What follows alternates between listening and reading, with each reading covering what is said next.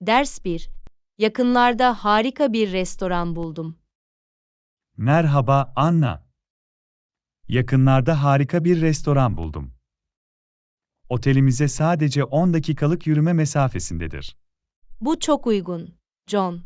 Ne tür bir mutfak servis ediyorlar? Yerel yemeklerde uzmanlaşırlar. Geleneksel yemekleri deneyebilir ve kültürü deneyimleyebiliriz. Kulağa ilginç geliyor. Restoran iyi yorumlarıyla tanınıyor mu?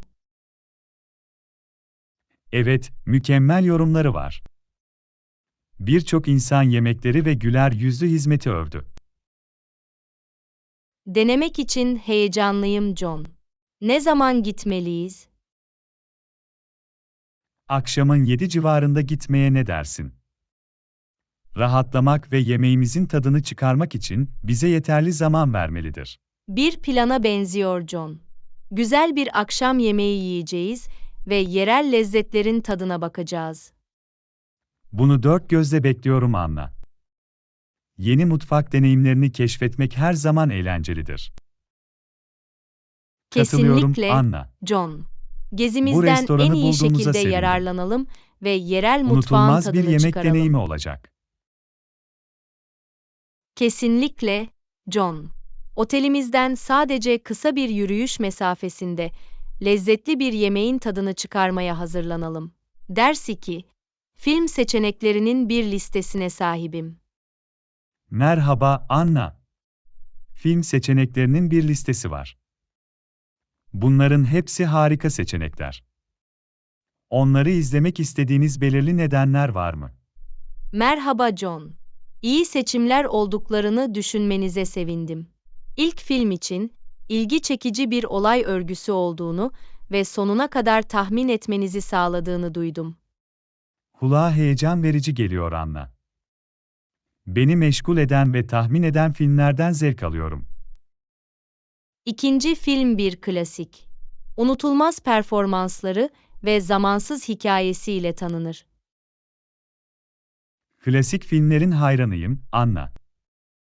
Zamanın testine dayanan filmleri izlemek her zaman ilginçtir. Ve üçüncü film bir komedi. İyi bir kahkaha atmanın ve ruh halini hafifletmenin güzel olacağını düşündüm. Harika bir fikir Anna. Kahkaha rahatlamak ve eğlenmek için harika bir yoldur. Son olarak, dördüncü film iç açıcı bir drama.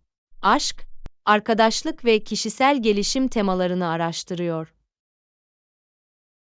Anlamlı temalara değinen filmleri takdir ediyorum, Anna. Karakterlerin kişisel yolculuklardan geçtiğini görmek ilham verici. Yani, bunlar seçimlerin arkasındaki belirli nedenlerdir. Her film benzersiz ve eğlenceli bir şey sunuyor. Daha fazla aynı fikirde olamazdım Anna.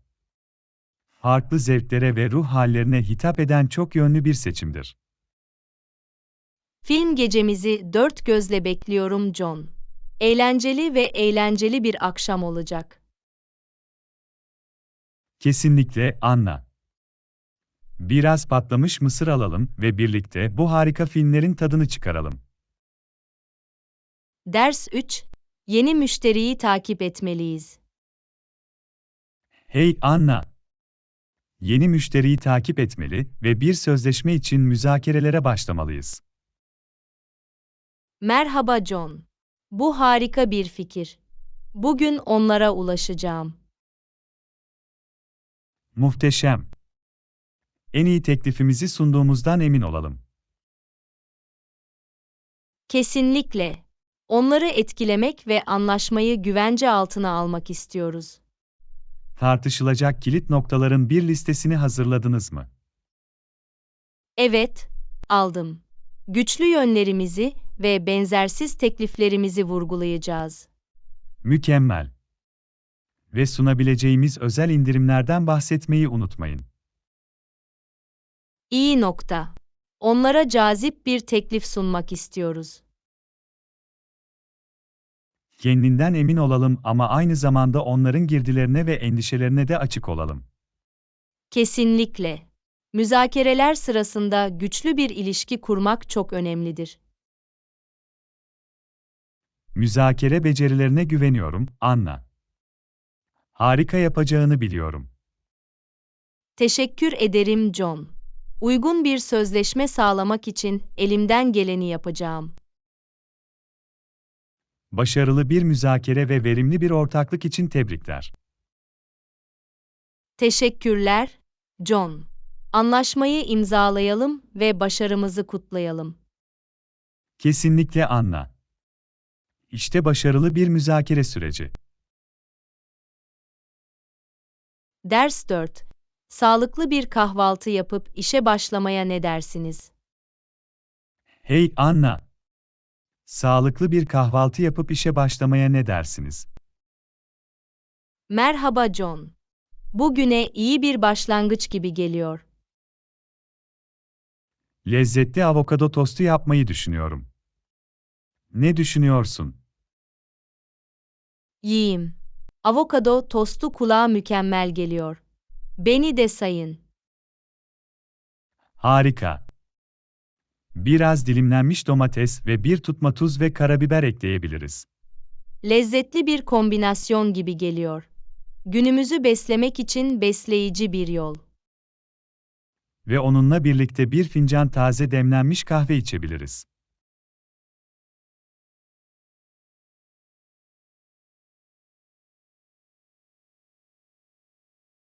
Kahvaltıdan sonra yenilenen enerji ile işimize dalabiliriz. Görevlerimizin üstesinden gelmeye ve harika şeyler başarmaya hazırım. Sağlıklı bir kahvaltı ve önünüzde verimli bir gün için tebrikler. Teşekkürler, John. Vücudumuzu besleyelim ve hedeflerimizi fethedelim. Kesinlikle Anna. İşte güne harika bir başlangıç. Ders 5. Gıda etiketlerinin nasıl önemli bilgiler sağladığını fark ettiniz mi? Hey Anna. Gıda etiketlerinin kalori sayımı gibi önemli bilgileri nasıl sağladığını fark ettiniz mi? Merhaba John. Evet, yediklerimizin besin içeriğini bilmek faydalıdır. Kesinlikle. Diyetimiz hakkında bilinçli seçimler yapmamızı sağlar. Atıştırmalık veya yemek satın almadan önce her zaman kalori sayılarını kontrol ederim. Bu iyi bir uygulama. Dengeli bir diyetin korunmasına yardımcı olur. Ayrıca, farklı yiyeceklerin kalori açısından nasıl karşılaştırıldığını görmek ilginçtir. Bazen şaşırtıcı olabilir. Bazı yiyecekler beklenenden daha fazla kalori içerir. Bu doğru. Porsiyon boyutlarına da dikkat etmek önemlidir. Doğru. Bazen küçük bir porsiyon önemli bir kalori içeriğine sahip olabilir. Yiyecek etiketlerini okumak beni kesinlikle ne yediğime dair daha bilinçli hale getirdi. Bu olumlu bir değişiklik. Farkındalık, daha sağlıklı bir yaşam tarzına giden ilk adımdır. Kesinlikle. Beslenmemiz hakkında bilinçli seçimler yapmak güçlendiriyor. Sağlıklı kararlar almak ve vücudumuza özen göstermek için tezahürat. Teşekkürler, John. Kendimizi besleyelim ve dengeli bir yaşam tarzının tadını çıkaralım. Kesinlikle Anna. İşte besleyici ve tatmin edici bir yolculuğa. Ders 6. İletişim bilgilerini değiş tokuş edelim. Hey Anna. Bu proje üzerinde birlikte çalıştığımız için iletişim bilgilerini değiş tokuş edelim. Merhaba John. Bu harika bir fikir. Bağlantıda kalmalıyız. Birincil iletişim modu olarak e-postayı veya telefonu tercih ediyor musunuz? İkisinde de rahatım. Hem e-posta hem de telefon numaralarını değiş tokuş edelim. Mükemmel. Önce size e-postamı vereceğim, john@email.com. Anladım, John. İşte e-postamız.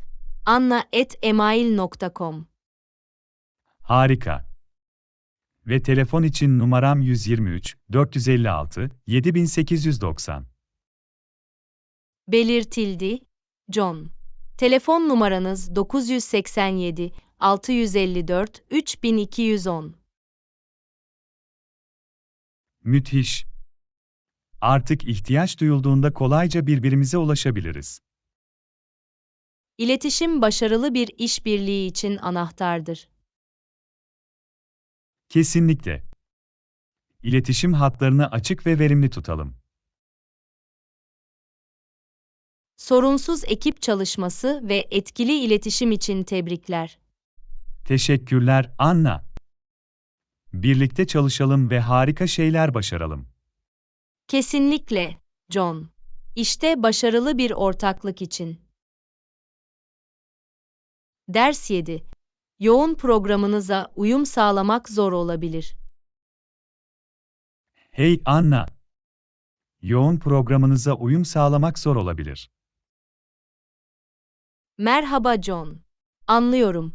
Ama sağlığıma öncelik veriyorum ve öncelik haline getiriyorum. Bu etkileyici. Egzersiz için zaman bulmayı nasıl başarıyorsunuz? Biraz daha erken uyanıyorum ve gün başlamadan önce hızlı bir antrenman yapıyorum. O akıllı bir yaklaşım. Günün geri kalanı için olumlu bir ton belirler. Ayrıca, molalarda veya öğle yemeğinde fiziksel aktiviteyi dahil etmeye çalışıyorum. Bu harika bir fikir. Çalışma saatlerinde bile sizi aktif tutar. Ayrıca antrenmanlarımı planladığımdan ve onları önemli randevular olarak değerlendirdiğimden emin oluyorum. Egzersizi bir taahhüt gibi ele almak, tutarlı kalmanın anahtarıdır. Kesinlikle. Her şey küçük zaman cepleri bulmak ve bunlardan en iyi şekilde yararlanmakla ilgili. Bağlılığına hayranım Anna. İlham verici. Teşekkür ederim John. Sağlığıma dikkat etmek benim için bir önceliktir. Egzersiz yapmak ve formda kalmak için zaman bulmaktan dolayı tebrikler. Teşekkürler, John. Aktif kalalım ve sağlıklı bir yaşam tarzı sürdürelim. Kesinlikle Anna. İşte dengeli ve aktif bir yaşam için. Ders 8. Güvenilir bir kurye hizmeti önerebilir misiniz? Hey Anna. Profesyonellik söz konusu olduğunda, güvenilir bir kurye hizmeti önerebilir misiniz? Merhaba John. Kesinlikle. Swift Courier Services ile harika bir deneyim yaşadım. Bunu bilmek harika. Paketlerin teslim edilmesinde hızlı mı? Evet, öyleler.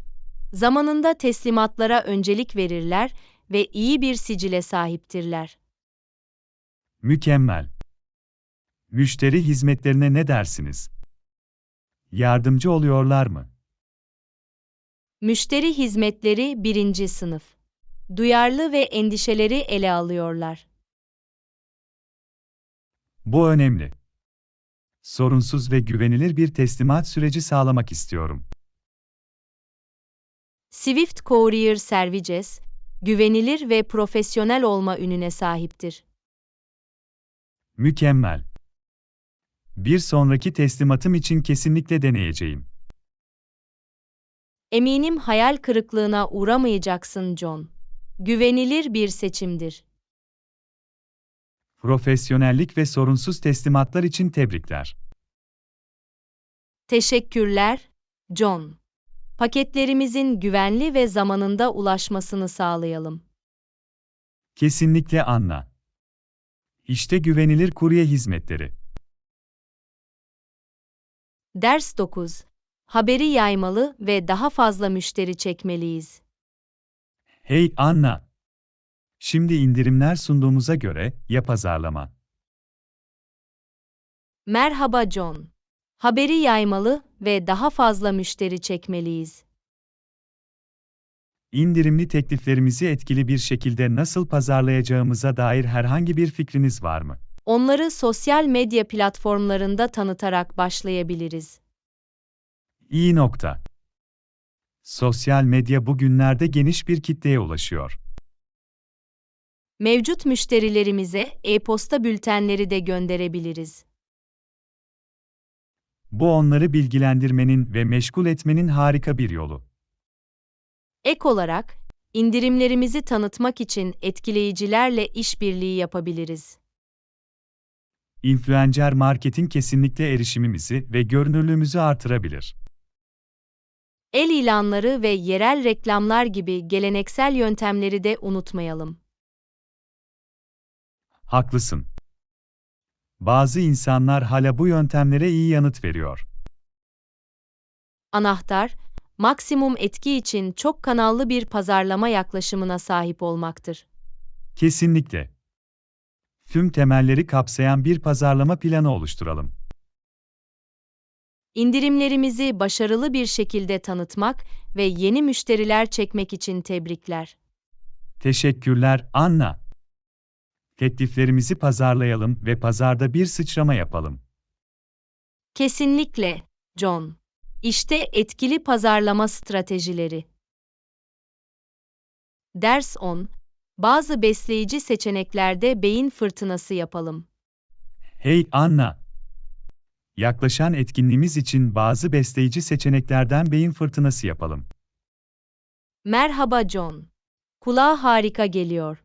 Sağlıklı bir menü planlamaktan heyecan duyuyorum.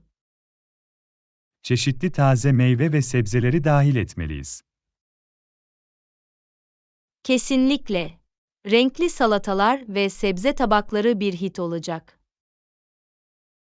Izgara tavuk veya balık gibi bazı yağsız protein seçeneklerine ne dersiniz? Harika fikir. Vejetaryen ve vegan seçenekleri de sunabiliriz. Kinoa veya kahverengi pirinç gibi kepekli tahılları unutmayalım. Kesinlikle. Menüye sağlıklı ve doyurucu bir öğe eklerler. Ve içecekler için demlenmiş su ve bitki çayları sağlayabiliriz. Hidrasyon anahtardır. Bu seçenekler misafirlerimizi yenileyecektir. Misafirlerimizin bu besleyici seçeneklerden keyif aldığını görmek için sabırsızlanıyorum. Ben de, John.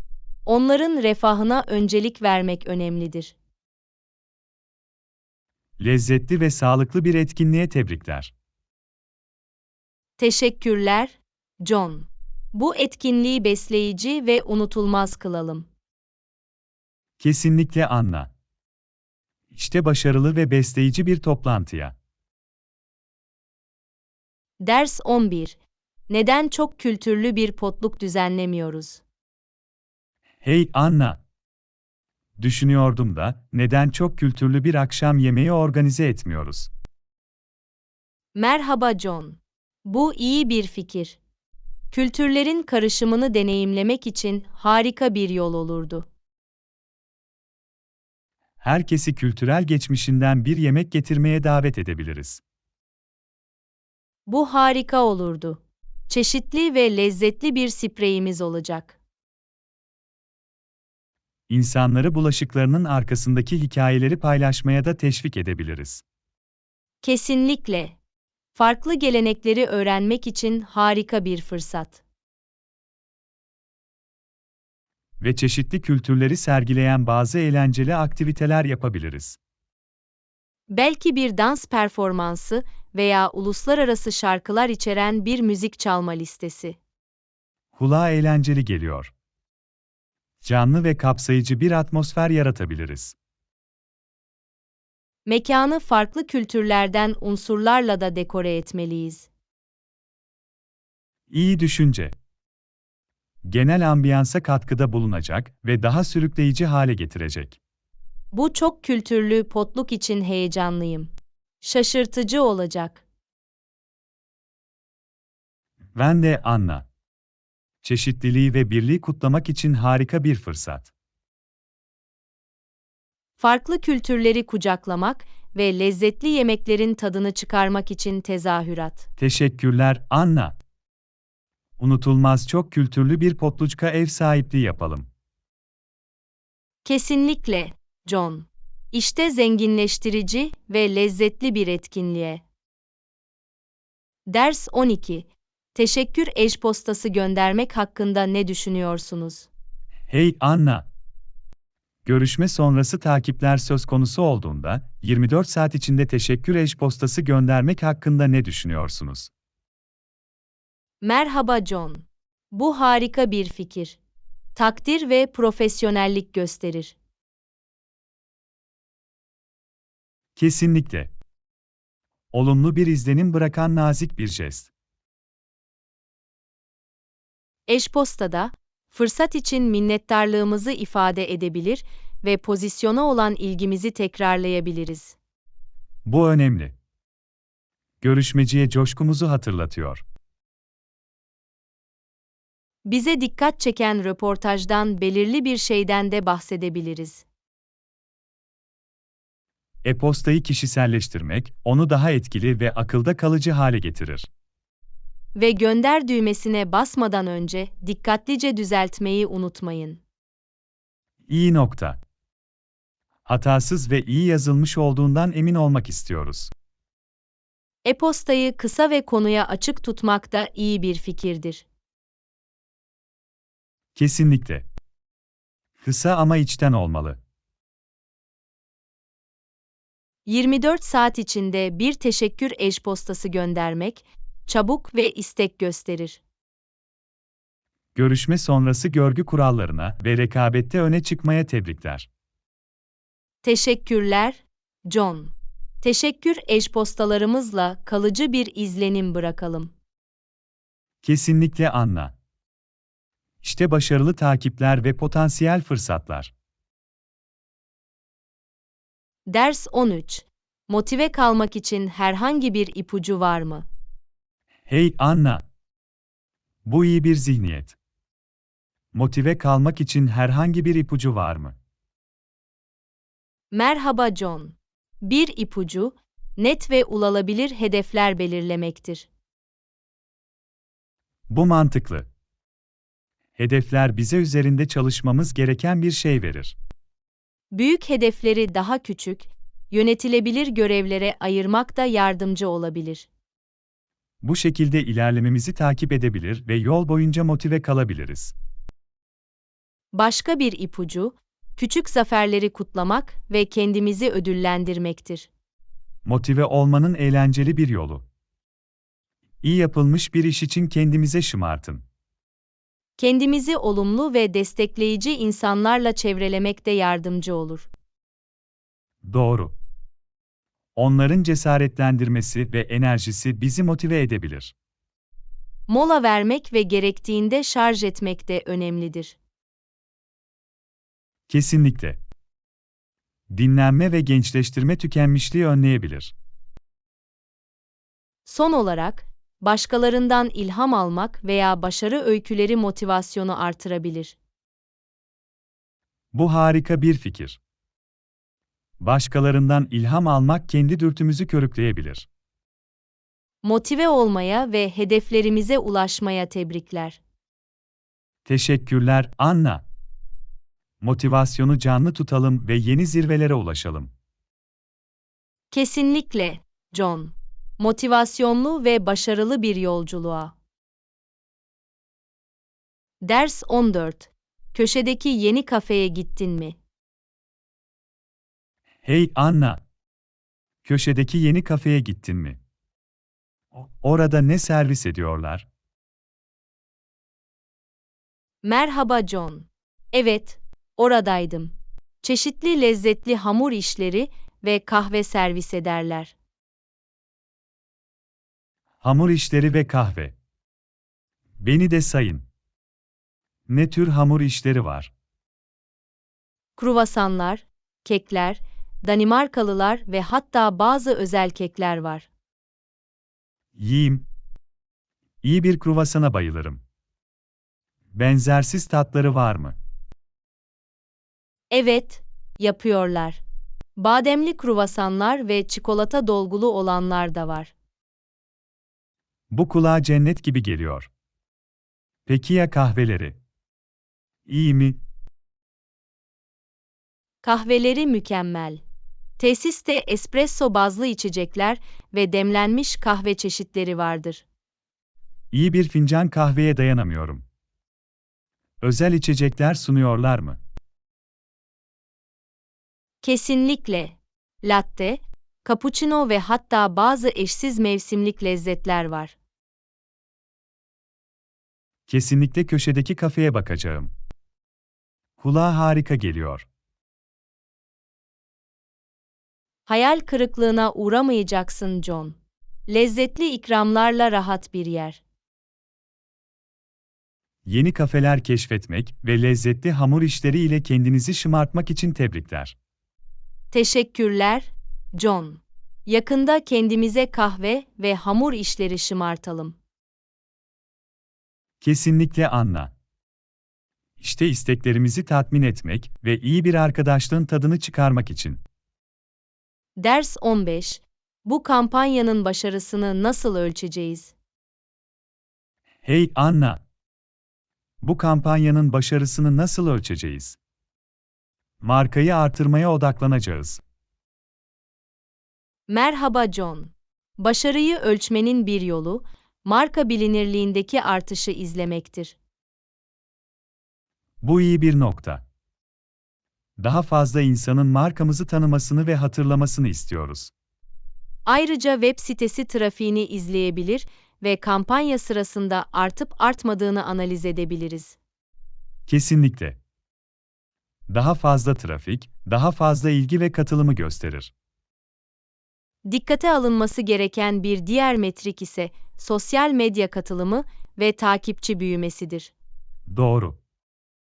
Kampanyamız insanlarla rezonansa giriyorsa, etkileşimlerde bir artış görmeliyiz.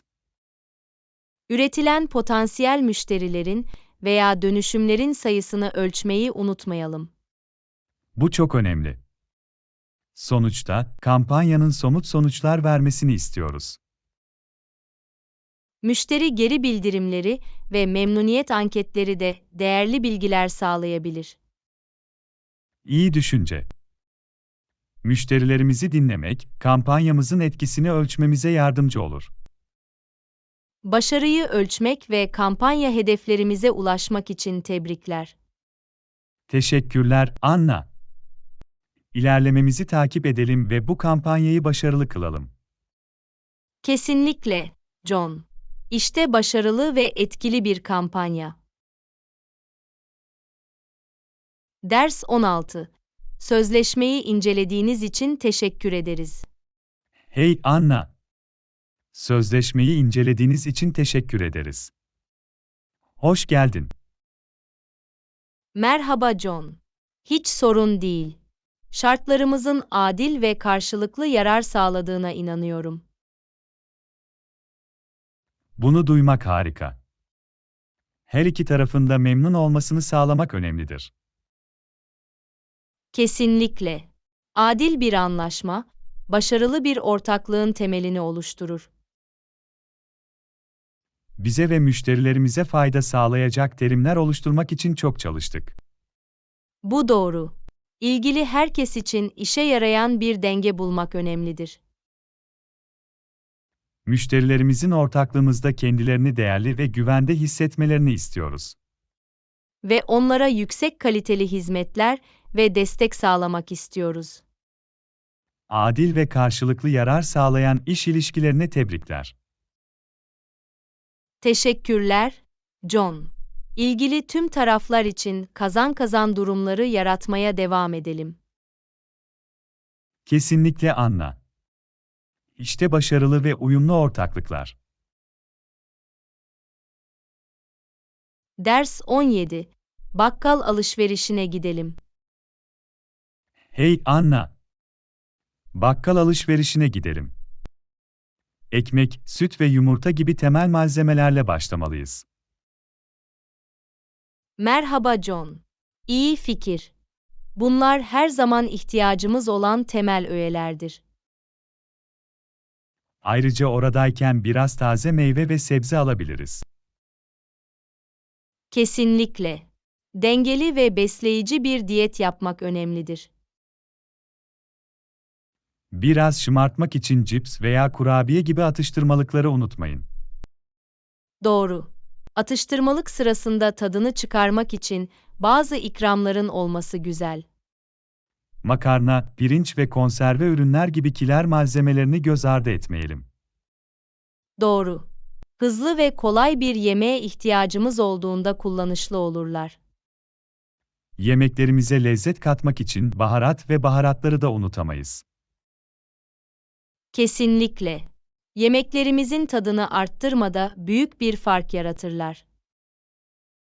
Başarılı bir market gezisine ve iyi stoklanmış bir mutfağa tebrikler. Teşekkürler, John. Lezzetli yemekler için ihtiyacımız olan her şeye sahip olduğumuzdan emin olalım. Kesinlikle Anna. İşte nefis yemekler ve mutlu karınlar. Ders 18. Yeni ayakkabılar almayı düşünüyorum. Hey Anna, yeni ayakkabı almayı düşünüyorum. Sadece normal olanlar, çok süslü bir şey yok. Merhaba John. Anladım. Basit ve pratik ayakkabılar her zaman iyi bir seçimdir. Kesinlikle. Günlük kullanım için rahat ve dayanıklı bir şey istiyorum. Spor ayakkabı veya mokasen düşündünüz mü? Çok yönlüdürler ve farklı kıyafetlerle eşleştirilmeleri kolaydır. Spor ayakkabılar kulağa harika geliyor. Onları kot pantolon ve hatta şortla giyebilirim.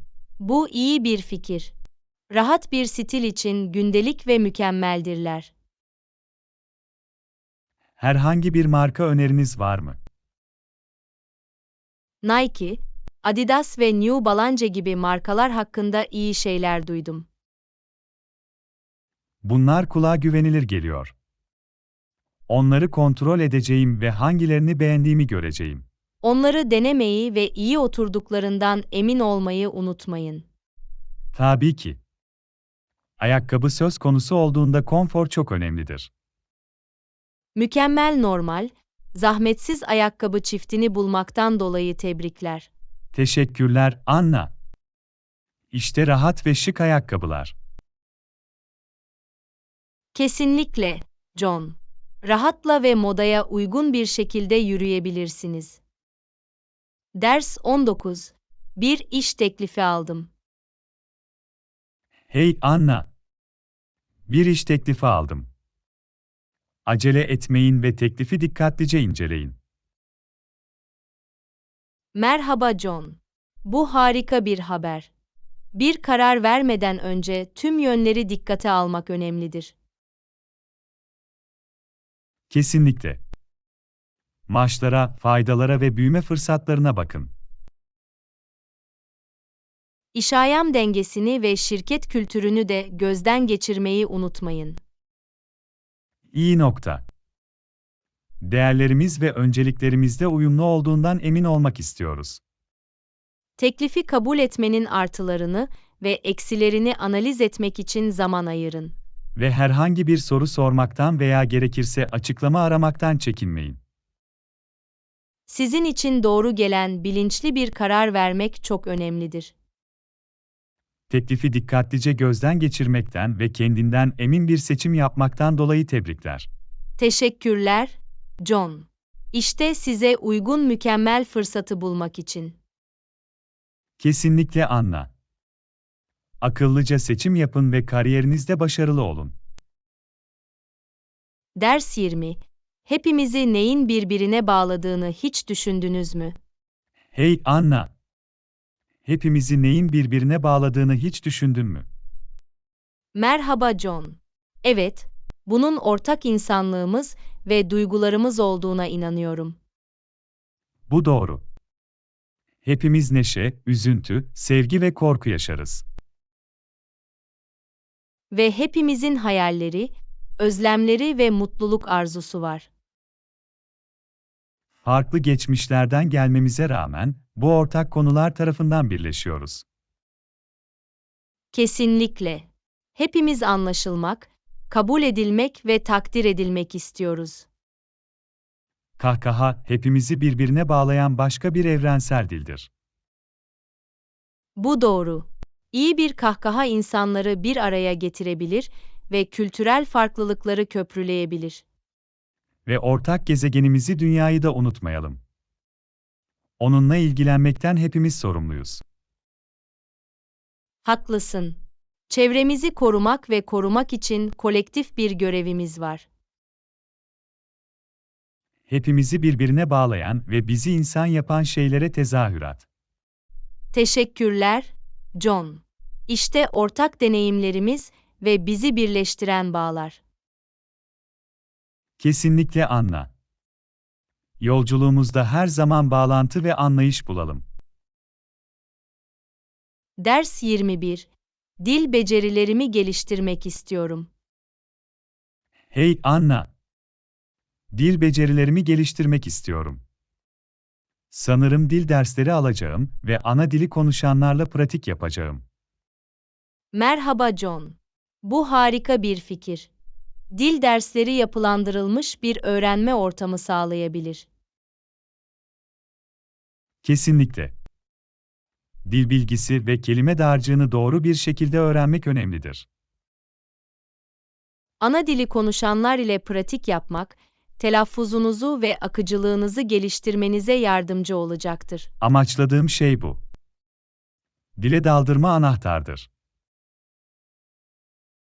Ayrıca dil değişim programlarını deneyebilir veya pratik yapmak için dil ortakları bulabilirsiniz. Kulağa eğlenceli geliyor. Yeni arkadaşlar edinmenin de harika bir yolu. Hata yapmaktan korkmayın. Öğrenme sürecinin doğal bir parçasıdır. Bunu aklımda tutacağım. Öğrenme tamamen risk almak ve zorlukları kucaklamakla ilgilidir. Dil öğrenme yolculuğuna tebrikler John. Teşekkürler, Anna. İşte dil ufkumu genişletmek için. Kesinlikle, John. Dillerin ustası olmanı diliyorum. Ders 22. Becerilerimi geliştirmek için bazı dersler almaya karar verdim. Hey Anna. Becerilerimi geliştirmek için bazı dersler almaya karar verdim.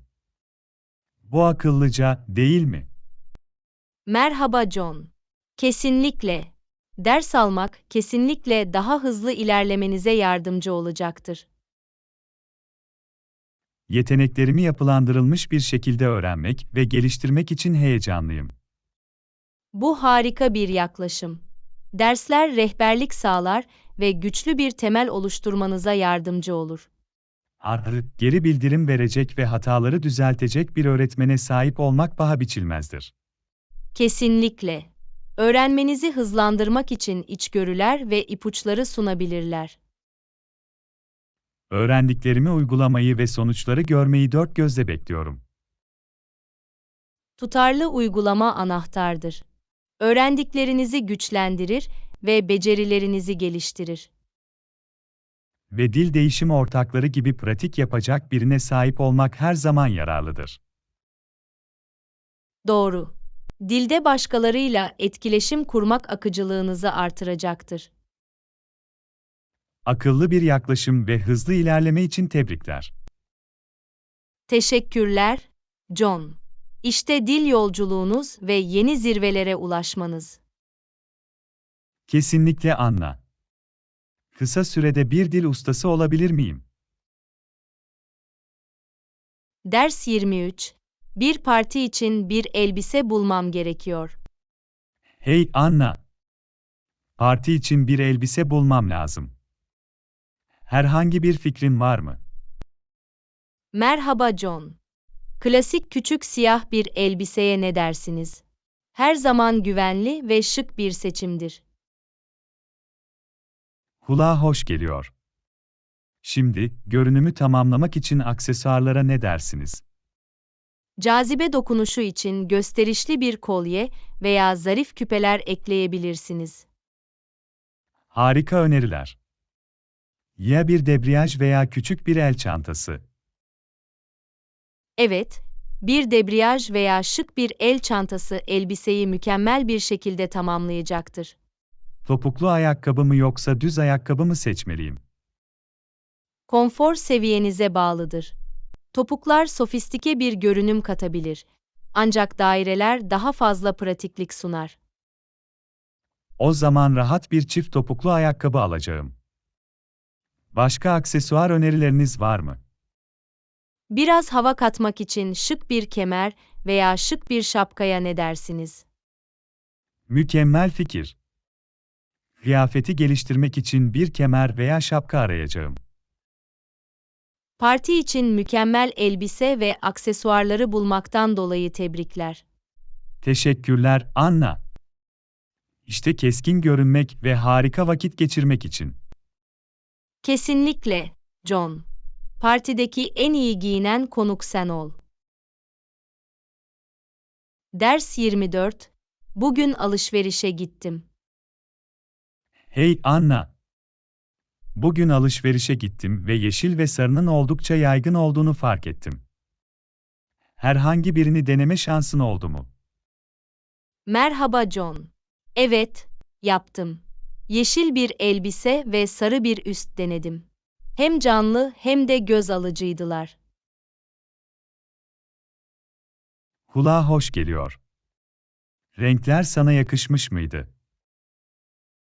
Bence öyle. Yeşil gözlerimi ortaya çıkardı ve sarı bana taze ve neşeli bir görünüm verdi. Güzel. Farklı renklerle deney yapmak ve sizin için en uygun olanı bulmak harika. Kesinlikle.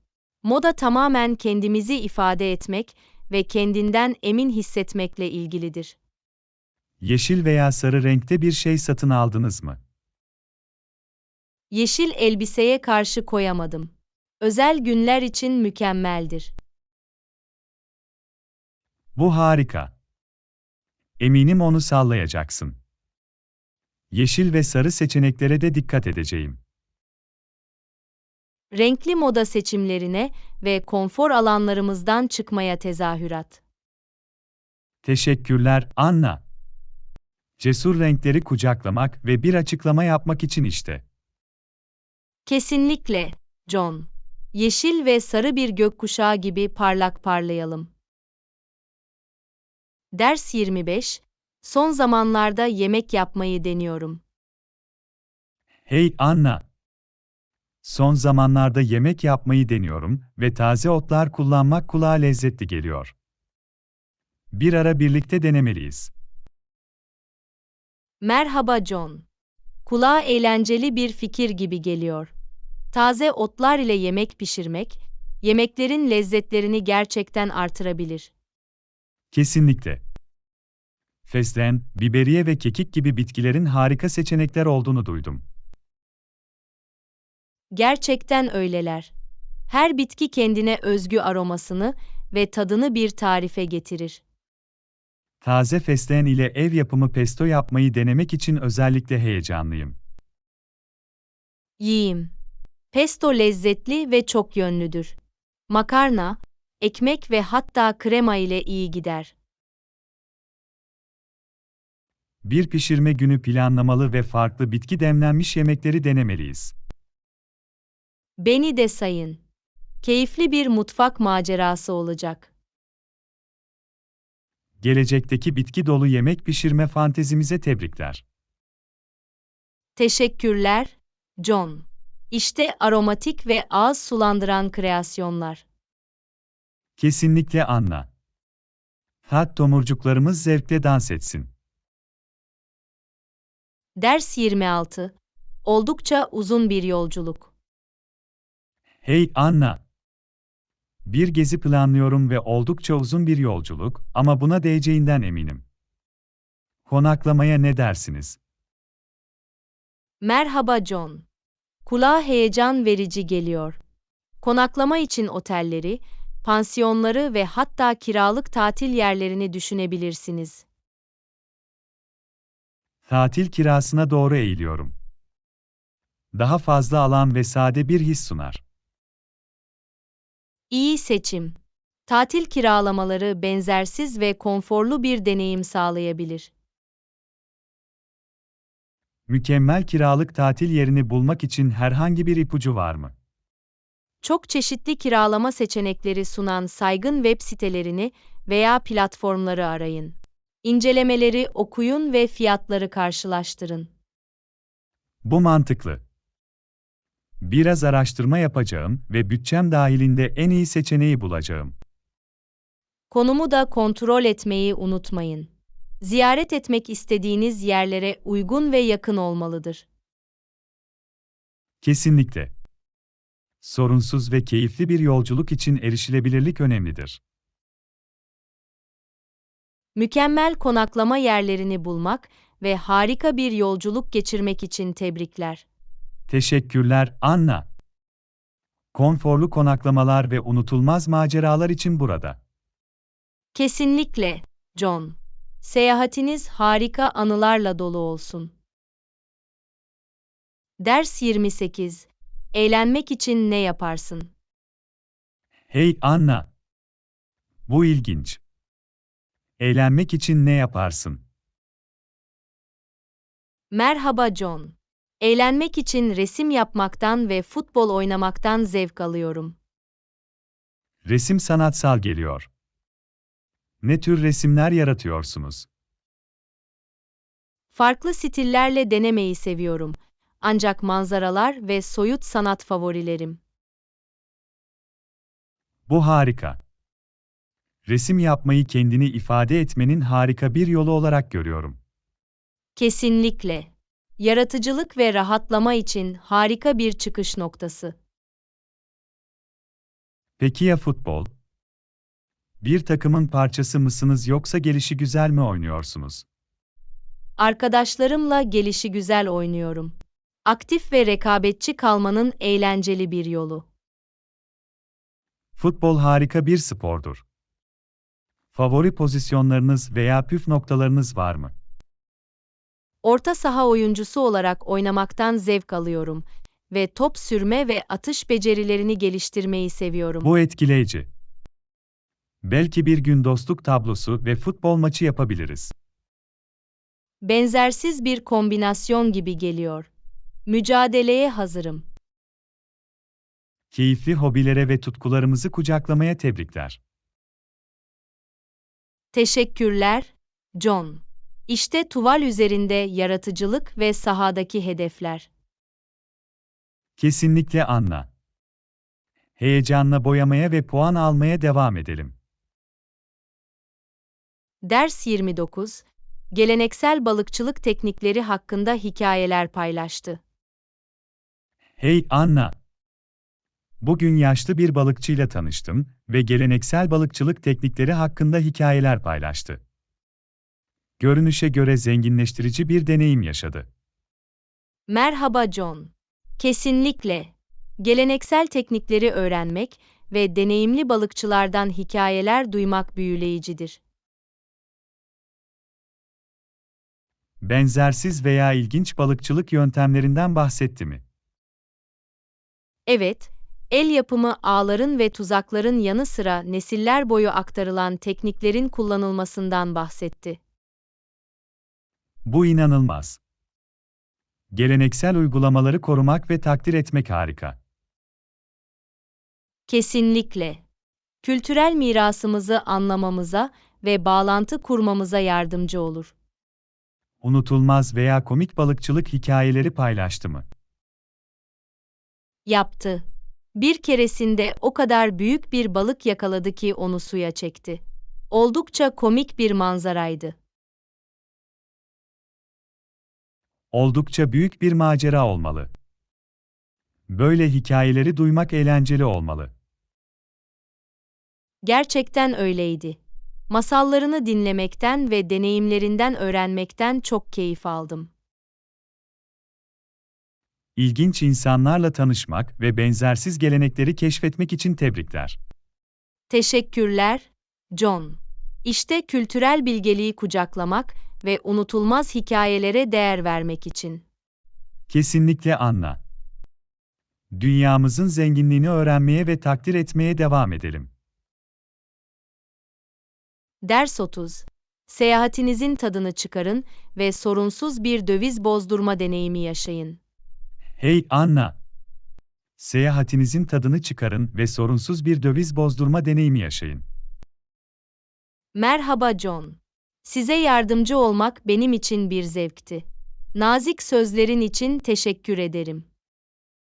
Gerçekten geziyi dört gözle bekliyorum. Sorunsuz bir döviz değişimi için herhangi bir ipucu var mı? Tabii ki. İlk olarak, en iyi teklifi elde etmek için döviz kurlarını karşılaştırın.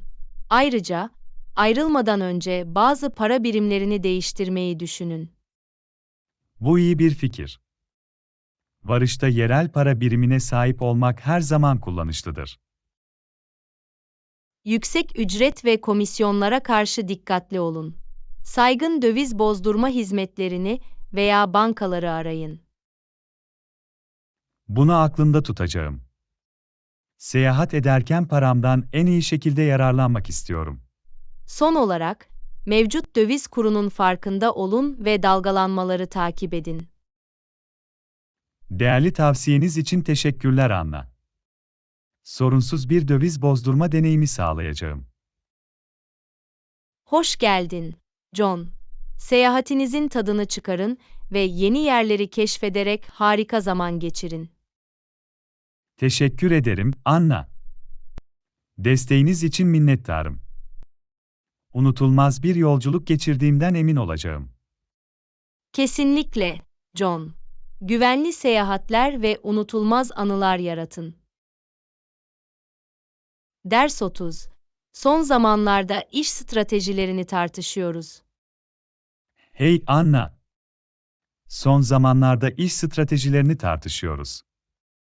Sağlam bir plana benziyor. İşletmenizin büyümesini ve genişlemesini nasıl hayal ediyorsunuz? Merhaba John. Yeni pazarlara ulaşarak ve yenilikçi ürünler sunarak işimin genişlediğini görüyorum. Bu hırslı. Aklınızdaki belirli pazarlar var mı? Uluslararası pazarları hedeflemeyi planlıyorum, özellikle gelişmekte olan ekonomilerde. Bu akıllıca bir hareket. Bu pazarlarda çok fazla büyüme potansiyeli var. Kesinlikle. Ürünlerimize ve hizmetlerimize küresel olarak talep olduğuna inanıyorum. Ekibinizi genişletmeye ne dersiniz? Bunun için herhangi bir planın var mı? Evet, iş büyüdükçe başarısına katkıda bulunabilecek yetenekli bireyleri işe alacağım. Bu önemli. Güçlü bir ekibe sahip olmak sürdürülebilir büyüme için çok önemlidir. Daha fazla aynı fikirde olamazdım. İşbirliği ve uzmanlık, hedeflerimize ulaşmanın anahtarıdır. İşletmenizin gelecekteki büyümesine ve başarısına tebrikler. Teşekkürler, John. İşte yeni zirvelere ulaşmak ve olumlu bir etki yaratmak için. Kesinlikle Anna. İşiniz gelişsin ve size büyük bir memnuniyet getirsin. Ders 32. Başka ne almamız gerekiyor? Hey Anna. Daha sonra market alışverişine gideceğim. Bunları da alalım. Merhaba John. Harika fikir. Başka ne almamız gerekiyor? Biraz meyve, sebze ve ekmek almalıyız. Kulağa hoş geliyor. Belirli bir çanta veya konteyner getirmemiz gerekiyor mu? Evet, daha çevre dostu bir alışveriş deneyimi için yeniden kullanılabilir çantalar getirirsek harika olurdu. Kesinlikle. Plastik atıklarımızı azaltmaya özen gösterelim. Ayrıca bir alışveriş listesi getireceğim, böylece hiçbir şeyi unutmayalım. Bu akıllıca bir şey. Düzenli ve verimli kalmamıza yardımcı olacak. Pekala, bakkalda buluşalım ve alışveriş misyonumuzu fethedelim. Ben hazırım. İhtiyacımız olan her şeyi alalım ve eğlenceli bir market macerası yaşayalım. Başarılı bir alışveriş gezisi ve sağlıklı seçimler için tebrikler. Teşekkürler, John. İşte taze ürünler ve sürdürülebilir alışveriş uygulamaları. Kesinlikle Anna. Akıllı alışveriş yapabilir ve lezzetli yemekler yapalım. Ders 32. Gitar çalma alıştırması yapıyorum. Hey Anna, gitar çalma alıştırması yapıyorum. Ne düşünüyorsun? Merhaba John. Bu harika. İlerlemeniz etkileyici. Teşekkürler. Üzerinde çok çalışıyordum. Hoş geldin. Unutmayın, pratik yapmak mükemmelleştirir. Kesinlikle. Pes etmeyeceğim. Pratik yapmaya devam edeceğim. Ruh bu. Kalıcılık, herhangi bir beceriye hakim olmanın anahtarıdır. Teşvik için teşekkürler. İlerlemeye devam edeceğim. İyi şanslar, John. Müzikal yolculuğunuza inanıyorum. Teşekkür ederim, Anna. Desteğiniz benim için çok şey ifade ediyor. Uygulamanın gücüne ve büyüklüğe ulaşmanın tezahürat. Teşekkürler, Anna. İşte sürekli gelişim ve müzikal zafer. Kesinlikle, John. O gitar tellerini güvenle sallayabilirsin. Ders 33. Düzenli kalmak için hızlı bir liste yapalım. Hey Anna. Bugün yapacak çok işimiz var. Düzenli kalmak için hızlı bir liste Merhaba yapalım. John. Bu harika bir fikir. Başarmamız gereken her şeyi not edelim. İlk olarak, hafta için yiyecek almamız gerekiyor. Doğru.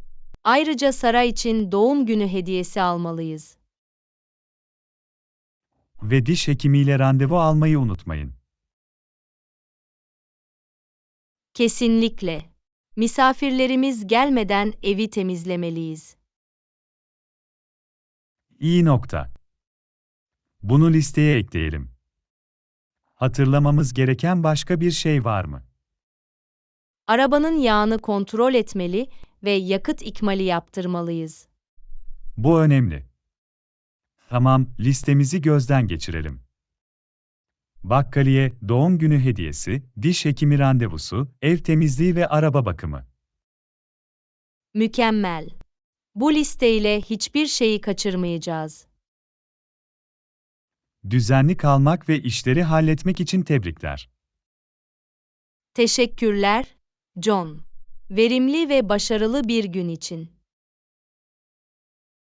Kesinlikle Anna.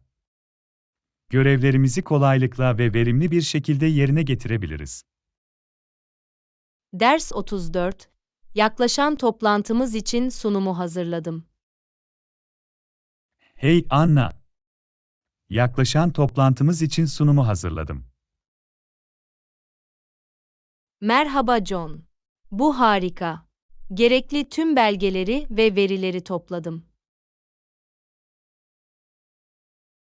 Mükemmel.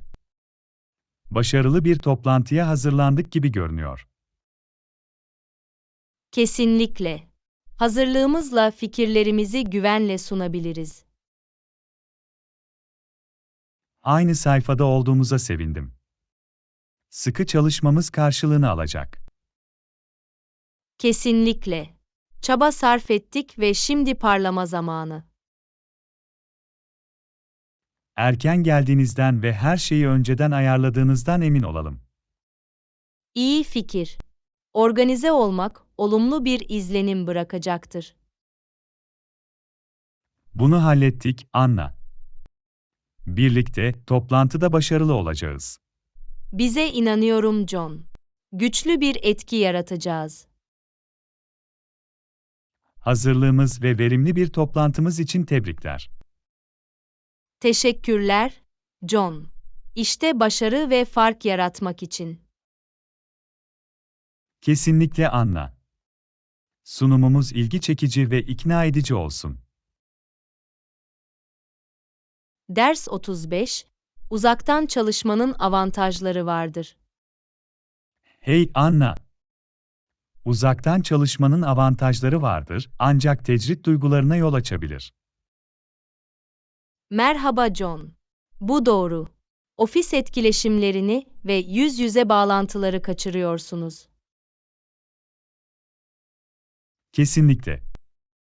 Evden çalışırken su soğutucu sohbetleri ve öğle yemeği şakaları kaçırılabilir. Bağlantıda kalmanın ve yoldaşlık duygusunu sürdürmenin yollarını bulmak önemlidir.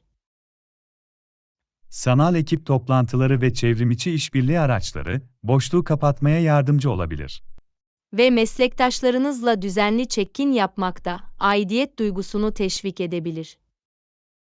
Her şey bağımsızlık ve sosyal bağlantı arasında bir denge bulmakla ilgili. Kesinlikle.